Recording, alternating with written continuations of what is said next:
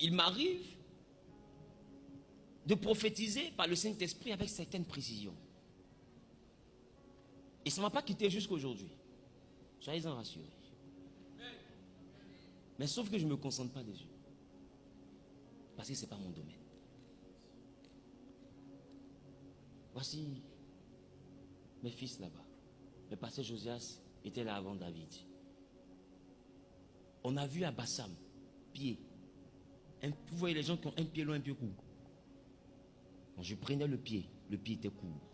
Prière, le pied a poussé devant toute l'assemblée jusqu'à dépasser l'autre pied. Nous avons vu ça.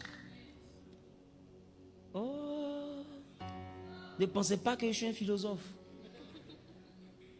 Oui, d'ailleurs même quand tu écoutes le message, tu sais que derrière ce qu'il dit là, il y a l'onction.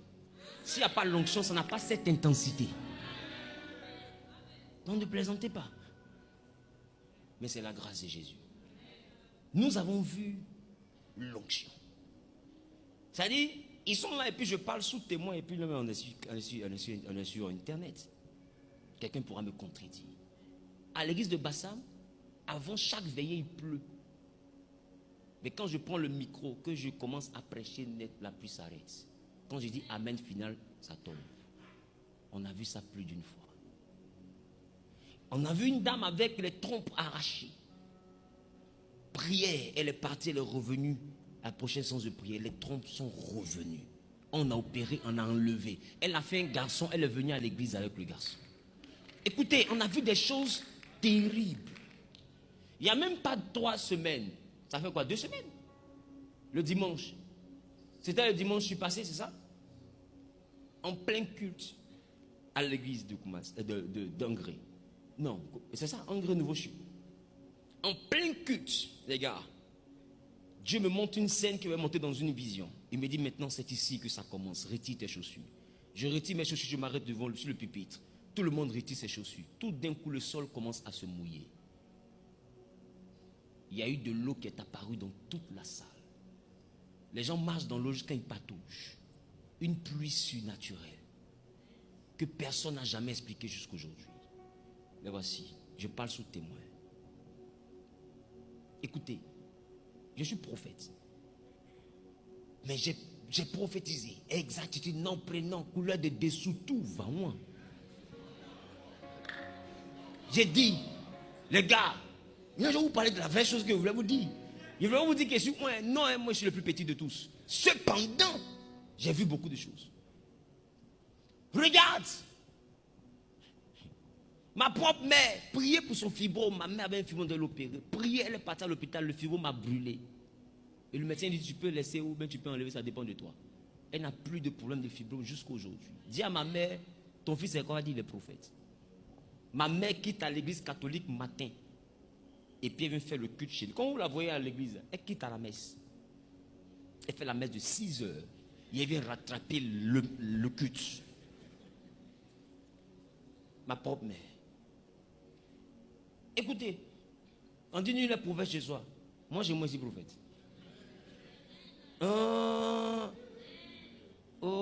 Écoutez, quand on dit nul est prophète chez soi, on ne parlait pas de la famille. Hein. On parlait de là où il a grandi. Sinon, sa maman Marie, elle savait que son enfant n'est pas simple.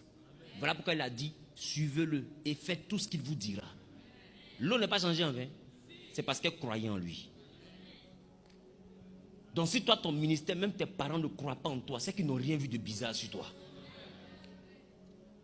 Sinon, quand tu es à un moment donné, il y a des choses bizarres qui sont sur toi. C'est qu'on veut discuter, mais tu n'es plus l'enfant qu'on avait accompagné à la boutique quand il était petit. On sent qu'il y a quelque chose qui a bougé. Tu n'es plus le même, tu n'es plus la même. Ils ne savent pas comment ils vont expliquer, mais ils sentent qu'il y a quelque chose qui s'est ajouté au monsieur là. Qui comprend? En plein ministère de miracles, dans la maison de mon père. Ah, je finis la cellule de prière, papa. Mon père me fait asseoir et me dit, ton pouvoir là, tu es allé où pour ça? Parce que ça me dit que les gens vont au Ghana, les gens vont... Mon propre père. Parce que c'est qu'il a vu en tant que catholique. La chose est trop bizarre. Donc si on peut faire ça, c'était autre chose, les gars.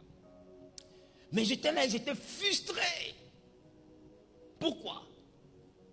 Parce qu'il y a beau donner des prophéties, miracles ici, des choses avec exactitude. Ma mère a reçu la retraite anticipée à cause de mon ministère. Je suis allé voir son patron, elle était à la mairie.